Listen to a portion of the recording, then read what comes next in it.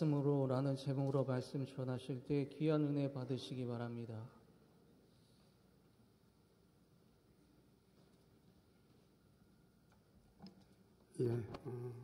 엘피스 앙상블 연주하는 거 들으면서 은혜롭기도 하고, 그리고 점점 이게 익어서 그러신지 몰라도 세밀해진다는 그런 느낌도 받았습니다. 은혜롭게 연주해 주신 우리 엘피스 앙상블에게 박수로 격려하겠습니다.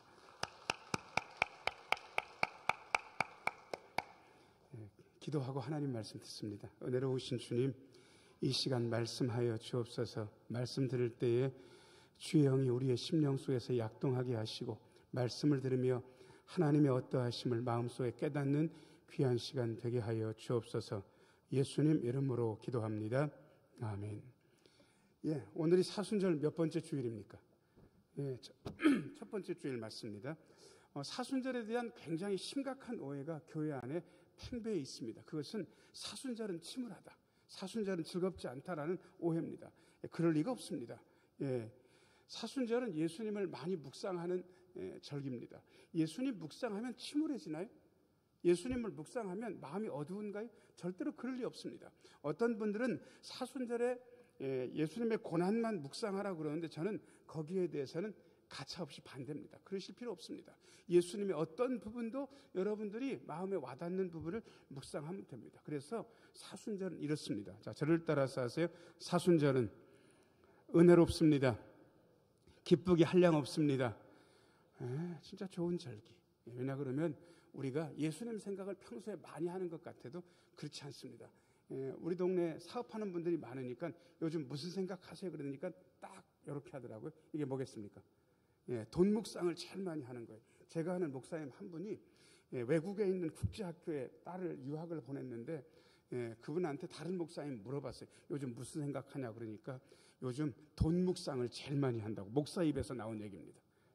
그렇게 학교를 보내놓고 나니까 돈 묵상을 제일 많이 한다고. 여러분, 우리가 보통 그런데 아주 작심하고, 자, 저를 따라서 하세요. 사순절에는 예수님 생각 많이 합니다. 많이 하시면 됩니다. 그래서 사순절은 은혜로운 절기입니다.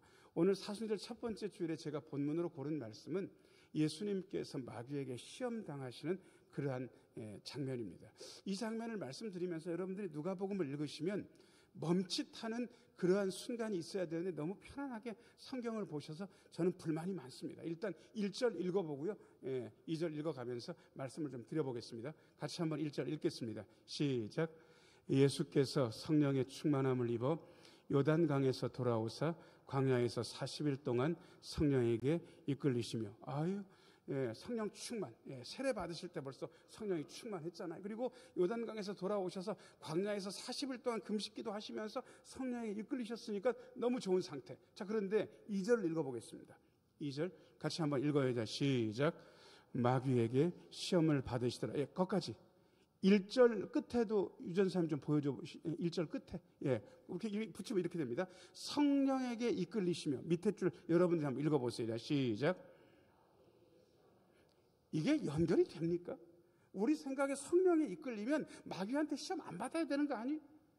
성령에게 이끌리셨기 때문에 마귀의 시험은 없었더라. 이렇게 해야 되는데 성령에게 이끌리시는데 마귀에게 시험 당하시는 거예요. 우리의 기본적인 통념을 완벽하게 성경이 부수고 있는 거예요. 적어도 여러분들이 2부 예배 나오셨으니까 성령에 이끌리셔서 나온 게 맞거든요. 자, 옆에 있는 분 얼굴 보시고요. 성령에 이끌리셔서 이 시간 나오신 것을 축하합니다. 한번 해보세요. 자, 시작. 성령에 이끌리셔서 이 시간 나오신 거 축하합니다. 성령이 이끌지 않으면 이 시간에 못 나와 있어요. 그러니까 여러분 대부분이 다 성령에 이끌려서 나오신 게 맞는데, 아까 그 2줄짜리 유전사님 다시 한번 보여주시겠어요? 성령에게 이끌리는데 누구한테 시험 받는다? 마귀에게 시험 받는다. 이 못은, 이 인정하기 싫은 이 사실을 성경이 우리에게 이미 얘기하고 있는 거예요. 여러분들이 요즘 기도 생활을 많이 하고 계세요. 이 마귀에게 시험 받을 준비가 이미 됐습니다. 여러분 가정예배 충만하게 드리고 계세요. 마귀에게 시험 받을 충분한 조건이 되신 거예요. 마귀는 지 새끼는 안 건드려요. 지 새끼니까. 하나님의 새끼만 건드리는 거예요. 그러니 얼마나 우리가 힘들겠어요. 마귀가 작심하고 달려드는데, 그 대신 우리가 예수님도 마귀한테 시험 당했는데 예수님이 어떻게 이기셨는지에 대해서 잘 보셔야 됩니다. 우리도 예수님의 방법을 따를 수 있거든요.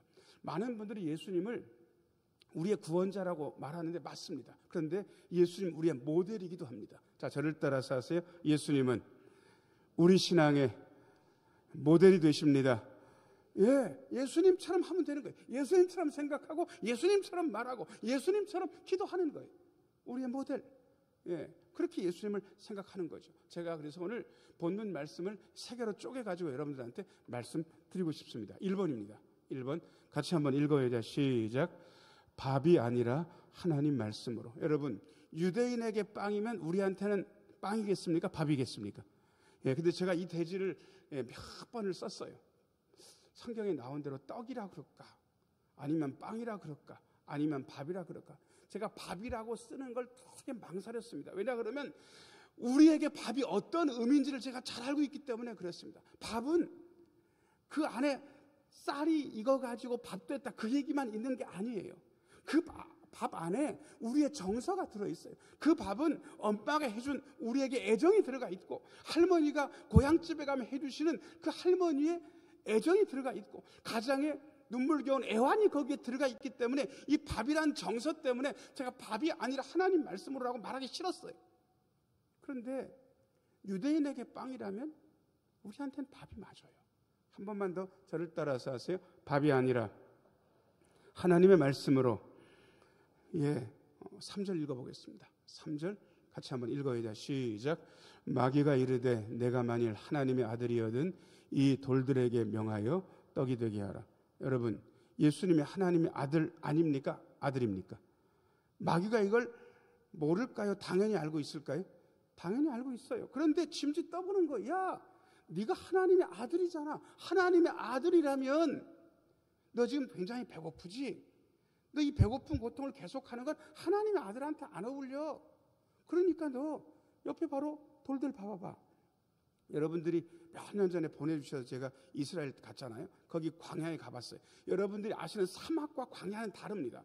광야는 어떤 곳이냐, 거기 뭔가 있긴 있어요. 그리고 돌멩이도 꽤 있어요. 근데 그 돌멩이가 넙대대하고 납작한데 보면 딱 먹기 좋아하는 제 눈에는 빵처럼 보였어요. 그러니까 예수님 눈에는 더 그렇게 보였겠죠. 그러니까 배고프니까 야, 너 지금 빵 얻으려고 그러면 한참 걸어가야 되고 너 그러다가 큰일 나. 딱 봐도 빵처럼 보이지? 빵 만들어. 이야기하면 너 되잖아. 이렇게 이야기하는 거예요. 단순히 배고프기 때문에 배고픈 문제를 해결하라 그런 뜻이 아닙니다. 우리에게 있는 가장 중요한 현실 중에 하나가 경제입니다. 예, 어떤 분이 직장에 들어갔는데 제가 물었거든요. 청년한테 야, 왜 직장에 들어갔냐? 그러니까 그 친구가 씩 웃으면서 땡땡 살려고요. 예, 앞에 땡땡에 여러분들이 한번 넣어보세요. 뭐라고 하겠습니까? 너 왜 직장에 들어갔냐? 땡땡 살려고요. 안 되세요? 예, 먹고 살려고. 먹고 살려고 들어간대요. 자, 먹는 문제는 우리의 생존에 아주 필수적인 문제입니다. 이거를 예수 믿는 하나님의 자녀, 하나님을 아버지로 두고 있는 우리가 해결을 못한다? 고통스럽다? 그거 하나님의 아들 아니잖아. 마귀의 논리는 딱 이런 거예요. 적어도 예수 믿는 하나님의 아들이라면 배골지는 말아야지, 가난하지는 말아야지, 먹고 살만 해야지. 이 얘기를 지금 마귀가 예수님 앞에 얘기하고 있는 거예요. 들이대고 있는 거예요. 야, 너 하나님의 아들인데 배고라서 되나? 먹는 문제 정도는 해결봐야 네가 하나님의 아들이라는 거 입증되는 거 아니야? 이렇게 얘기하고 있는 거예요. 이 논리가 세상에서도 깔려 있고 예수 믿는 사람 밑바닥에도 깔려 있습니다. 적어도 예수 믿으면 먹고 사는 것 정도는 해결봐야 된다. 고통스러워하지 않아야 된다. 경제적인 문제 때문에 고달프면 안 된다. 이 얘기하고 있는 거예요. 그런데 성경은 하나님의 사람이 배고른 이야기를 꽤 많이 합니다. 음식이 없어서 고통당하는 그 이야기를 성경은 많이 하고 있는 거예요. 목사님, 그러면 하나님의 자녀라는 게 어디서 들어야 하는 겁니까? 이렇게 물으신다면 저는 예수님의 대답을 여러분들한테 들려드리고 싶습니다. 4절입니다. 4절 같이 한번 읽어야 시작. 예수께서 대답하시되 기록된 바 사람이 떡으로만 살 것이 아니라 하였느니라. 다른 복음서에는 사람이 떡으로만 살 것이 아니라 오직 하나님의 입에서 나오는 말씀으로 산다. 때때로 배를 고를 일, 경제적으로 궁핍한 일, 힘든 일이 있어도 그래도 그때에 하나님의 자녀들은 하나님의 말씀으로 사는 것이다. 저는 얼마 전에 칼빈 공부하면서 마음속에 큰 깨달음이 있었습니다. 여러분, 우리는 실체, 이런 걸 실체라고 그래요. 만져지는 걸. 그래서 우리한테 돈은 실체예요. 우리의 삶의 실제예요. 그런데 성경은 그렇게 얘기하지 않습니다. 성경은 아무것도 없었던 때 하나님께서 빛이 있어라 말씀하시니까 빛이 생겨났다고 얘기했어요. 하나님의 현실 안에서는 이런 것들, 이런 생겨난 것들, 이런 것들이 실제가 아니라 그런 것들을 만들어내는 하나님의 말씀이 실제라고 하나님께서 성경 창세기 1장에서 이미 얘기하고 계신 거예요. 우리는 말씀이 실제가 아니에요. 말씀은 관념적인 거고, 우리 이렇게 만져지는 거, 손으로 셀 수 있는 돈, 이런 게 우리에게 실제라고요. 제가 그래서 그때 공부하면서 목사님들한테 같이 은혜 나누면서 제가 유물론자였다고 이미 얘기했습니다. 말씀이 실제가 아니었어요. 손으로 셀 수 있는 거, 눈으로 볼 수 있는 거, 손으로 만져지는 거, 그게 실제로 알고 제가 지금까지 살아왔던 거예요. 목사면서. 여러분, 성경 그렇게 얘기하지 않아요. 하나님의 말씀이 실제고 그 말씀이 약동하기 시작하니까 부산물로서 이런 것들이 생겨난 거예요. 베드로는 용감한 사람입니다. 물리로 걸어오시는 예수님을 보고 주님이시거든 저한테 명해서 오라고 하십시오. 예수님께서 와라 그러니까 용감하게 바다로 뛰어들었고, 길진 않았지만 적어도 제 생각에 5발짝 6발자국을 물 위를 걸어갔습니다. 어떻게 걸었을까요? 오라 하시는 예수님의 말씀이 기본이었고, 그 말씀이 생기자마자 보이지 않지만 베드로의 물밑 그 발밑에 디딤돌이 생겨났을 거예요. 그리고 그걸 걸어간 거예요. 믿음이 있는 동안은 그게 유지됐습니다. 그런데 믿음이 사라지니까 실제인 하나님의 말씀도 더 이상 역사하지 않았습니다. 여러분, 다시 말씀드립니다. 자, 저를 따라서 하세요. 하나님의 말씀이 실제입니다. 자, 옆에 있는 얼굴 보시고 눈에는 힘 빼시고 부드럽게 얘기하셔야 돼요. 진짜 중요한 말은 하나님의 말씀이 실제예요. 해보세요. 자, 시작. 하나님의 말씀이 실제예요. 그게 실제인 거예요. 그걸로 산다고 예수님께서 말씀하셨는데 우리가 놓치기 쉬운 부분, 4절 말씀. 4절 다시 한번 비춰줘 보세요.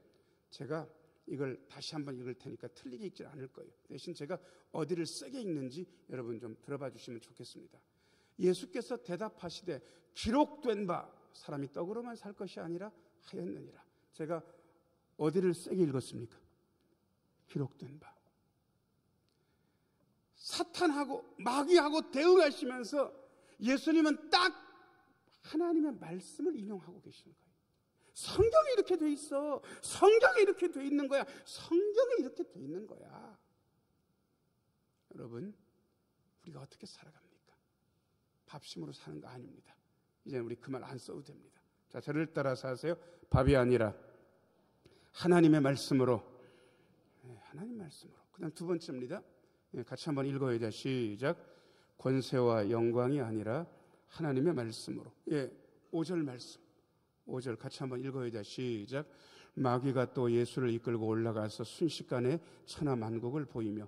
보이는 건 어렵지 않아요. 왜냐 그러면 요즘 우리도요, 야 이거 봐봐 그러면서 핸드폰 열어가지고 사진도 보여주고, 그 다음에 어떤 때 자기가 촬영한 거 이거 보여주는 거예요. 제가 휴가 때문에 백두산 갔다 왔는데, 야 거기 날씨 좋을 때 천지에 올라가니까 기가 막히더라고요. 갈만 하더라고요. 그런데 갔다 와가지고 우리 애들한테 저걸 안 찍었고요, 동영상도 잘 찍는 친구들이 다 보내줬어. 같이 있을 때. 그래가지고 그걸 막 보여주면서 야 기가 막히지 막 그러면서, 안 가본 우리 애들한테 백두산을 보여줄 수 있는 거예요. 보여주는 건 어렵지 않아요. 근데 문제는 그 다음인 거예요. 6절 말씀.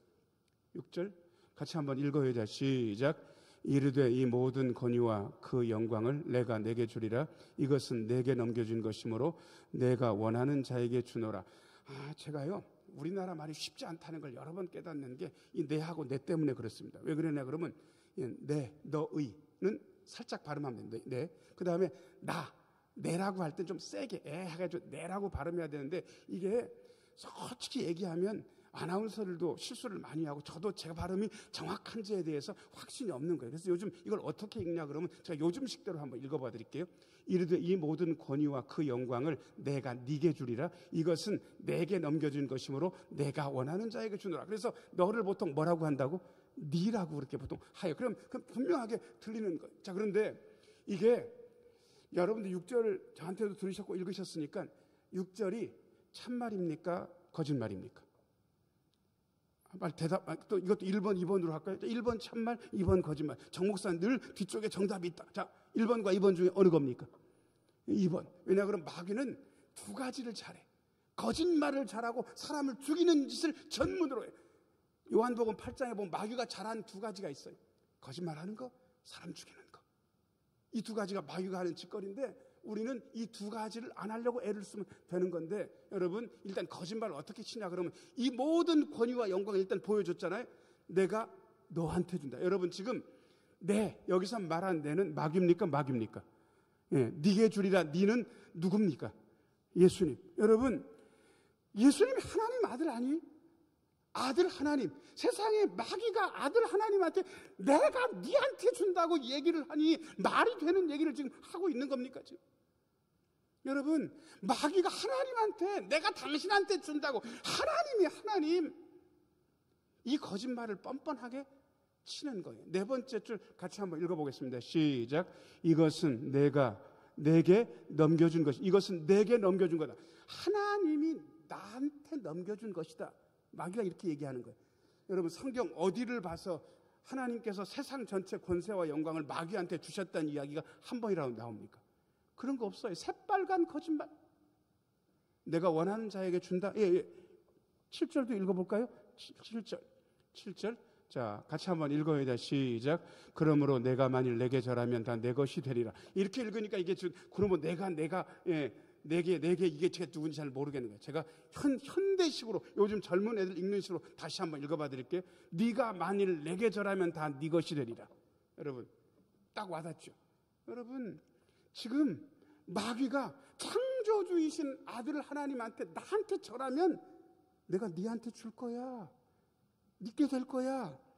이렇게 이야기하고 있습니다. 여러분 이때 아마 딱 그 근방에 누구하고 누구만 있냐 그러면 예수님하고 누구만 있습니까?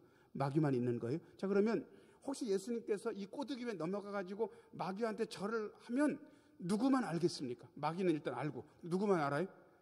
예수님. 그리고 딴 사람은 압니까? 모릅니까? 몰라요. 여러분 이게 유혹하는 방법이에요. 딴 사람 몰라. 딴 사람 모르는 거야. 너하고 나만 아는 거야.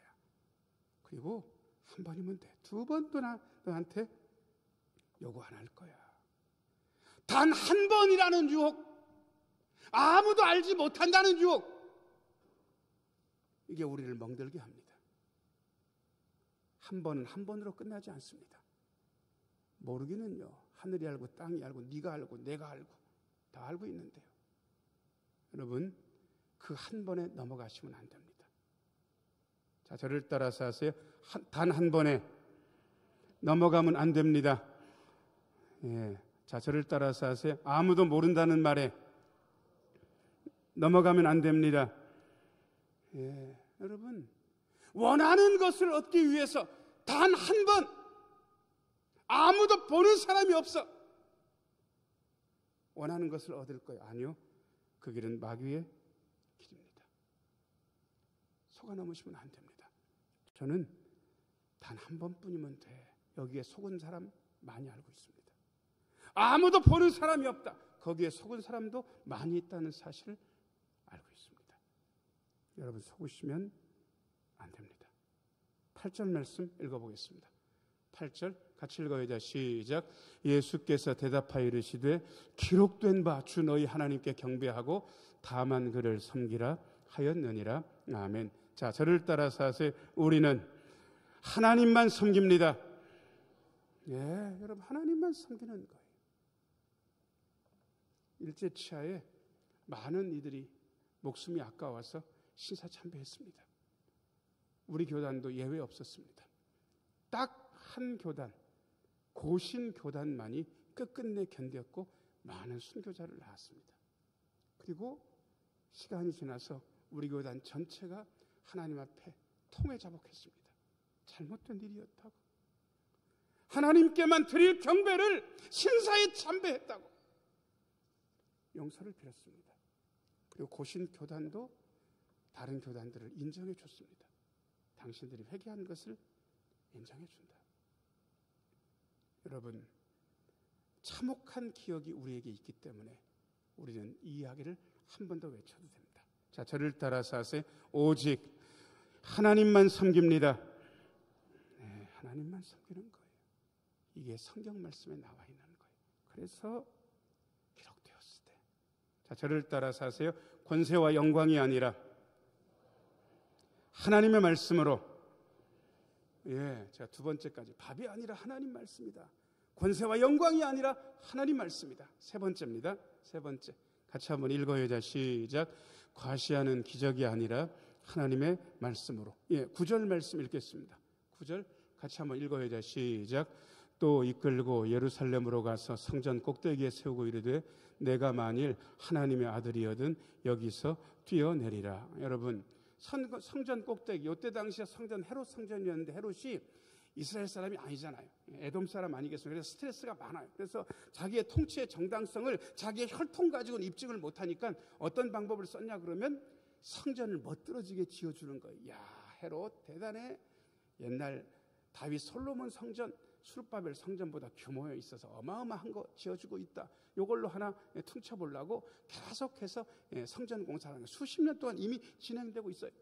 그 꼭대기에 예수님을 세우고 마귀가 뭐라고 얘기하냐면 뛰어내리래. 자, 여러분, 제가 어느 날 몸이 그날따라 아침에도 운동하고 저녁에도 운동하고 몸이 엄청 가벼워서 그날따라 또 우리 집사람 말씀에 순종을 해가지고 채소만 먹어서 몸이 아주 가뿐했단 말이에요.